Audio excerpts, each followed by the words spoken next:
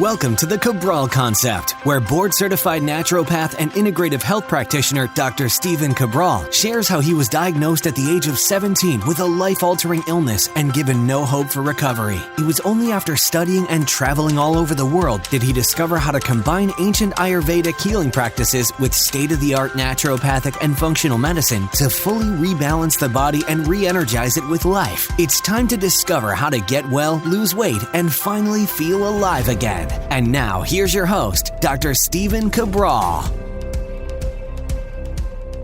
Hi, everyone, and welcome back to the Cabral Concept. Great to have you with me here today on our Cabral HouseCall editions of the show, where each and every weekend on our Saturdays and Sundays, we release shows on our community's questions and how I would answer them from a clinical perspective as if you were in our private practice. Now, remember, there's many different ways. People ask us all the time, can we work with you privately? Yes, you can, absolutely. But also, what you can do, and this is also a great cost savings, is you can run a lab right over at equilibriumnutrition.com, and you also get my private review as well as the ability to speak with one of my health coaches for a private consultation to go over your personalized wellness program based on your lab results. So it's not exactly like the private practice, but it's a fantastic alternative and one that more people are taking advantage of, which is great, and it saves you money. So the reason I mention that is always trying to be able to help as many people as possible. And for those people asking that question, because I'm not going to read them on the house calls, that's why I mentioned that here today, is that is the easiest and best way to get started. And then you can always decide after that if you want more assistance and more kind of one-on-one help. So hopefully that's been helpful. But of course, in order to get your name read and to get your question read and answered on the weekend house calls, there is never anything to purchase. There's never anything to buy. And you can always decide to get started however you choose, whether it's with a local practitioner, whether it's contacting one of the amazing integrative health practitioners that we will have all of those names listed very shortly. So you can meet with them virtually or you can meet with them in your own hometown. We can't wait to provide those services. So just always let us know how we can help. That's what we're here for, is to be able to answer questions and really give a place to start for those people that have never been given their answers before. So the first question's coming in today from Ashley. Ashley's writing in, "Hi, Dr. Cabral. What are your thoughts on the AIP diet to heal the gut? I've done research about healing the gut, and it says you shouldn't have legumes, lentils, nuts, seeds, etc. My naturopath told me that this is the best way to discover food sensitivities as well. Also, do you recommend still making sure you get 10,000 steps a day, even if you're sick with a cough or cold, or should you let your body rest as much as possible?" All right, Ashley, great questions. Great way to start the show. So AIP, for those people who don't know what it means, it stands for autoimmune paleo. And so keep in mind that I agree with your naturopath. What we do is when someone has candida, they have bacterial overgrowth, they have CBO, IBD, IBS, etc., the very best thing you can do is run an organic acids test and a stool test. And ideally, if you can add one more, you'd run a food sensitivity test. That will tell you all about your gut, everything that you need to know. If you find out you have candida, or you find out you have some type of high immune sensitivity, like an IgG sensitivity, you have intestinal permeability, you have bacterial overgrowth, you will want to do something like the AIP diet. We use our sensitive gut guide that I devised. It comes with all of the candida and bacterial overgrowth protocols, and it's not just the elimination of things that are high in lectins. It's also based on fructo, oligo, di, mono, and polysaccharides, the FODMAPs. It's based on lower histamines. It is based on easy to digest. It's based on low inflammatory. It's based on low glycemic index. For those who don't know what the GI is, instead of the GI as in the gut, the GI is in glycemic index. But it takes everything into account. So it's a heavy duty one that we developed. It works phenomenally well. But the nice thing is this, is that you don't need to reduce or remove the legumes, lentils, nuts, seeds, etc. forever. We do it for about 3 to 4 weeks, and then we gradually reintroduce one at a time to see which ones are sensitivities and which ones aren't. So that's a great thing. But I'll tell you this, no one will ever repair their gut without removing the candida, bacterial overgrowth, etc. first, and the AIP diet and even the sensitive gut guide is not going to do that. You need a protocol. This is where people are kind of missing it. You need a protocol that removes and then slowly reinoculates or reintroduces new bacteria in food. So hopefully that was helpful, Ashley. And the 10,000 steps a day, no, when your body is run down and you are beat up and you're just not feeling that you can handle it, you don't add more stress to the body. So if you've listened to my podcast on the 4 phases of exercise, if you're in IHP, the Integrative Health Practitioner Program or course, and you see how I grade exercise, meaning like how to ramp it up. Remember, the information is always free. It's on the Cabral Concept. Today is episode 1163. So all of today's questions, if you want to read them in full, are at stephencabral.com/1163. I'll put some links and everything we talk about right over there today. But just to let you know, you never exhaust the body.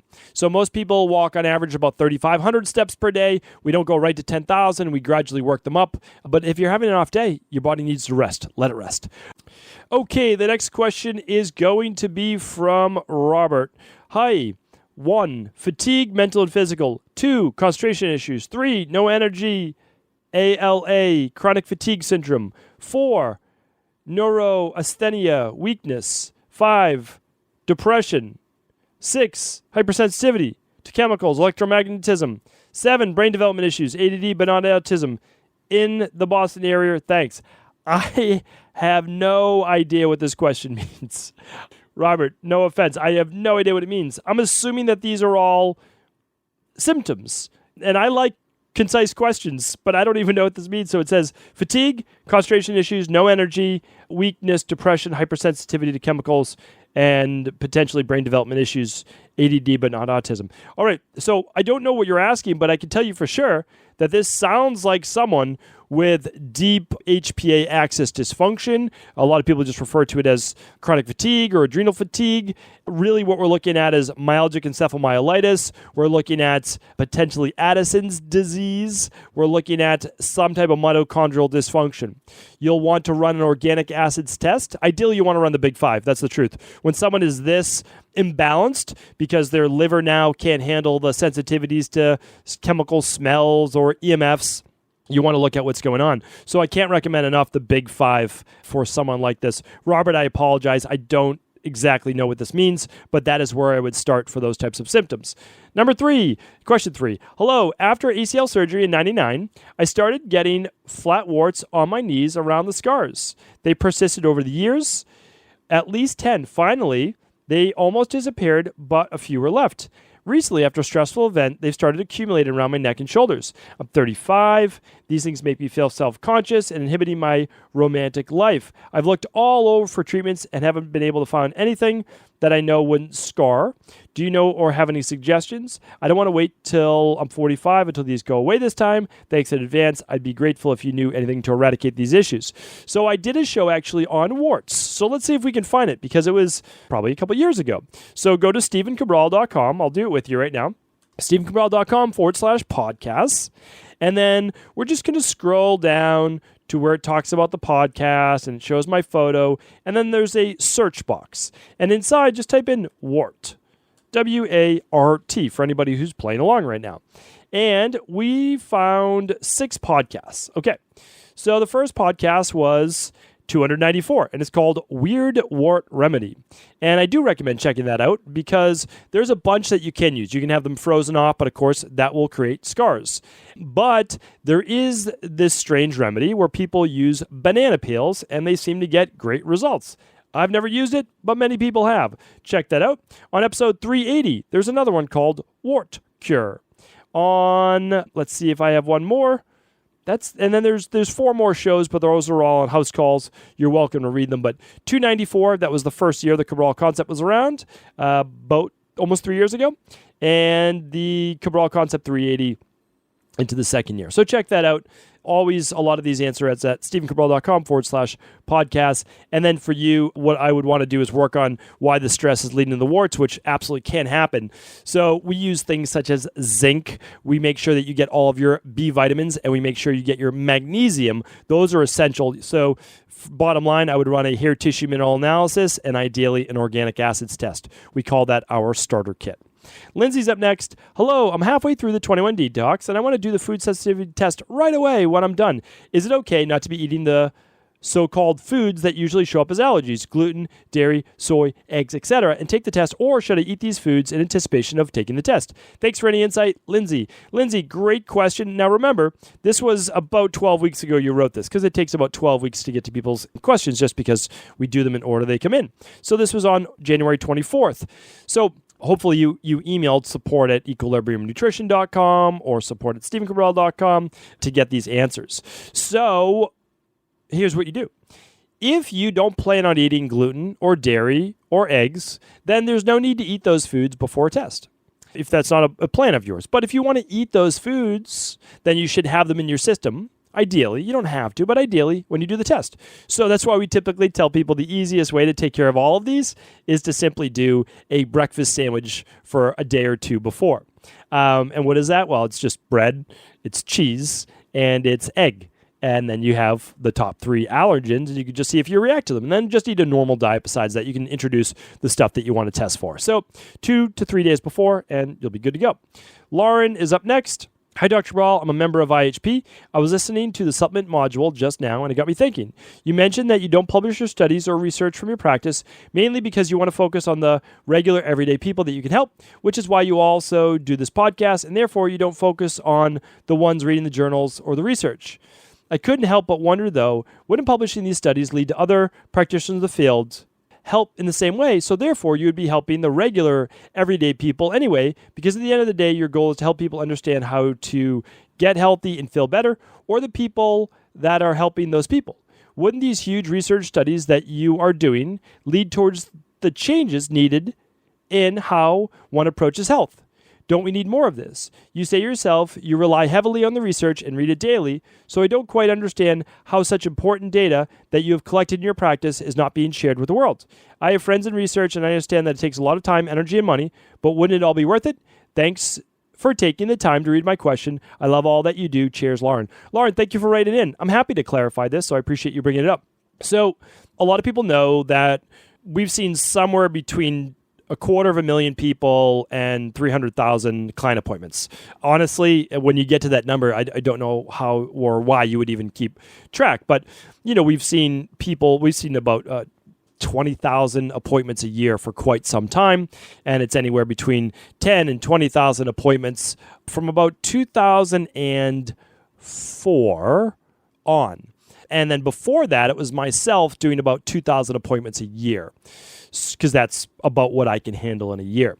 So obviously it's built up now, and that was from 2000 now to 2019. So it's very simple math, obviously, for how many appointments we've completed. And I have calculated over the years, because we used to, obviously, well, we still do to this day, how many appointments we do in the practice, how many appointments in the functional medicine practice, how many appointments we do at the nutrition and personal training studio. So we have obviously a ton of data, and I don't know too many people that have more data than this. But Lauren, so one thing I want to say is I do use the data. I use it every day in my practice, and that's how I create protocols that are what I would say the most cutting edge in the world. And they work because I have so many people that I'm able to use them with, and I see the results every day. And I have a health coaching team that's amazing. And I teach that now in the Integrative Health Practitioner Certification. So I teach regular everyday people who want to learn it for themselves. I teach people who want to become health coaches, and I teach current nurse practitioners, doctors, etc., that are out there that can use in their practice. So Lauren, I would say I'm already doing that right now with the Integrative Health Practitioner Program, and it says that you're in that, so you're obviously getting to see that. Now, why don't I actually set up a research study? Well, you just said it in your last sentence. It takes a lot of time, a lot of energy, and a lot of money. So time is something I have zero of. I work all the time, and I'm with my family the rest of the time. Energy, I have lots of, but you can only divert it to so many things. And so I divert it to my work and my family, and then myself for my own exercise, right? And then money, all the money that I'm not going to get too much into it, but we put from Equilibrium Nutrition, everything just goes back in. We're just trying to develop the number one largest in the world. And money is a huge thing to create a research study. It costs hundreds of thousands of dollars at a minimum. And one, I don't have the money to try to allocate that. Like, that would not be in my agenda for what I'm looking to do. I'd rather put that towards product formulation and creating the very best things in the world. And that's that. So If someone wanted to fund a study, I'd be happy to participate in that, and they could engage the people that I work with and see how well it works. We can do the before and after testing because we already do that now. So not too much would have to change, but publishing a study takes a tremendous amount of work. I know I spent a lot of time on this question, but hopefully now I can just refer to it. I'm all for it. Lauren, I want to say this. I'm all for it. I just can't be the one doing it because I'm a clinical practitioner. I do rather than do the monotony of running all the data in the spreadsheets. That's not me, and it's never been me. Like, even in my company right now, I have great people who do all of the analytical-based data. They track everything. Me, I read labs, I read research, I create protocols, I create formulations. That's my area of expertise, and I don't try to do things that I'm not good at or that I would have to relearn. So I'm not going to get in there and just create a clinical study because I'm a practitioner. Like, I'm not the PhD that sets up those studies. So someone else would have to do it for me. All I know is with this amount of data, we see what works, we see what doesn't work, we make tweaks, and we make adjustments, and we're able to do that in real world, in real time, and it works fantastically well. And if anything ever isn't working, we always tweak it. We always make it better. So that's, hopefully that helps. Taylor's up next. Long question, so I'm going to give you the short version of it. Dear Dr. Cabral, hope you can give me some insight. I have severe allergies to my cat. I know everyone asks why I still have the cat, but he's a part of my family.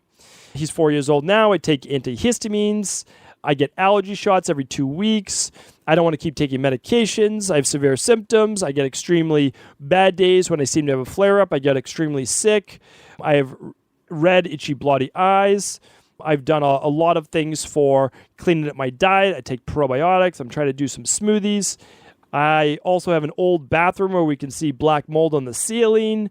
Your recent podcast about mold made me think that mold could be a part of this issue. I'm also considering running a food sensitivity test. If I heal my gut, can I help heal my allergies? Lastly, the water that runs to our house will occasionally turn light to medium brown. The town has said that this is excess iron in the water. Is this dangerous? Is it safe to drink? Safe to bathe in?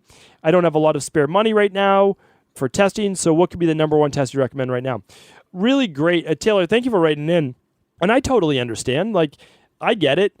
I've always grown up with dogs. I love cats too. I mean, I don't have any cats. I never have, but I love animals. I'm definitely an animal lover. If I was, in another life, I might do veterinary work. I mean, because I do love animals. So I totally understand that you want to keep your cat. You don't want to get rid of your cat. But of course, you have a severe allergy to your cat.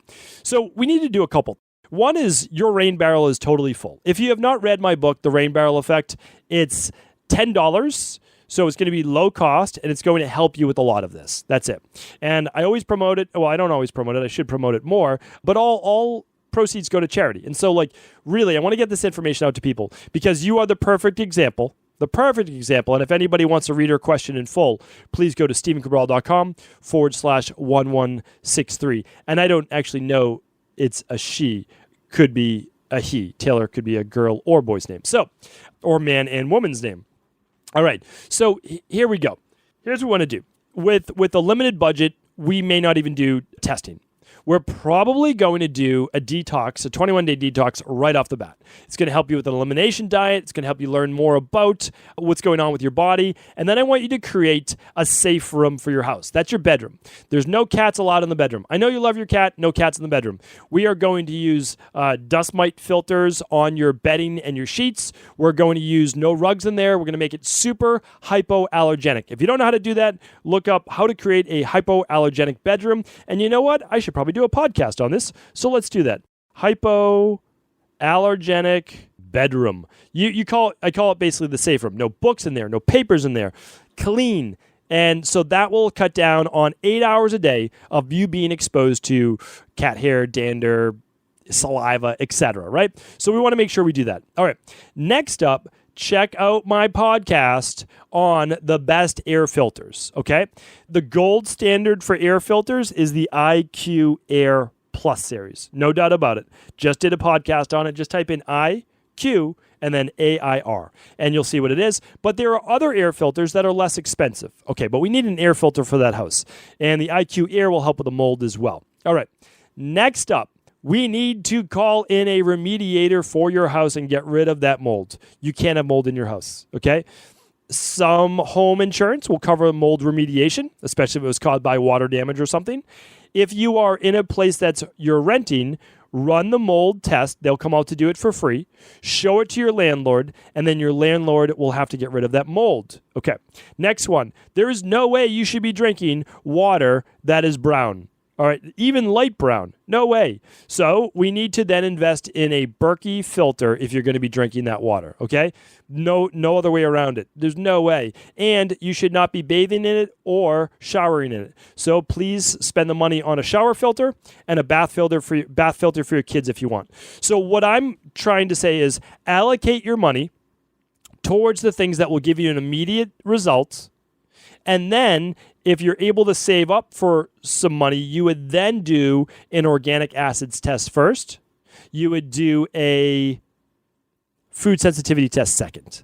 Okay? That's where I would start. And then maybe even a hair tissue mineral analysis.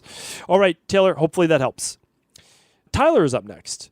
I have candida overgrowth and have never done a detox. I ordered your 21-day detox as well as the CBO protocol, which stands for Candida and Bacterial Overgrowth Protocol. Can I do them at the same time, or should I do one and then the other, and what order is optimal? All right, so you can absolutely email our team at any time with this question, and you can also ask it at CabralSupportGroup.com, which is our free Facebook group. I can't recommend joining that enough.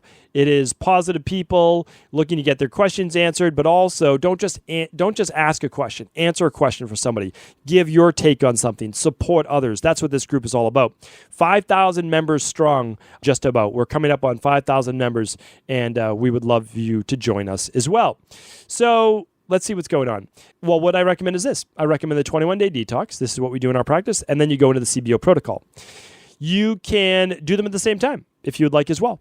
So the great thing about doing the 21-day detox first, or even a 7 or 14-day, is that you're opening up the liver pathways, and this will allow you to have an even easier time doing the CBO protocol as you're killing off candida and bacterial overgrowth. So hopefully that helps. Let's do one more question from Ryan. Ryan's asking, I had a terrible stomach bug around 2 years ago that lasted around 10 days. It was accompanied by severe bloating. Since that time, I've had bouts of severe bloating to the point where my belt and my pant line cut into my waistline. Very uncomfortable, and I would call painful. I actually gained around 20 pounds during this time, despite many diets. Most recently tried keto, no carbs in 3 months, and I gained 1 pound, searching for answers.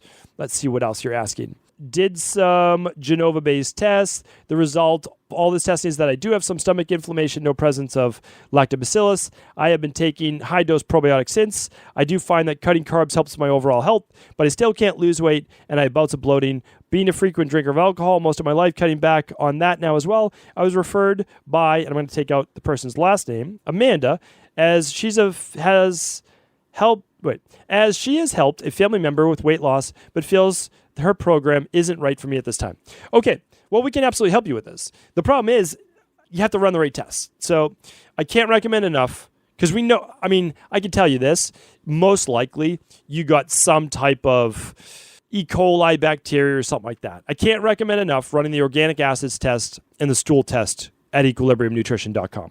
I read the labs, I'll give recommendations, you'll get on the phone with one of my health coaches, you'll get a customized protocol for you, and you'll get rid of the bloating.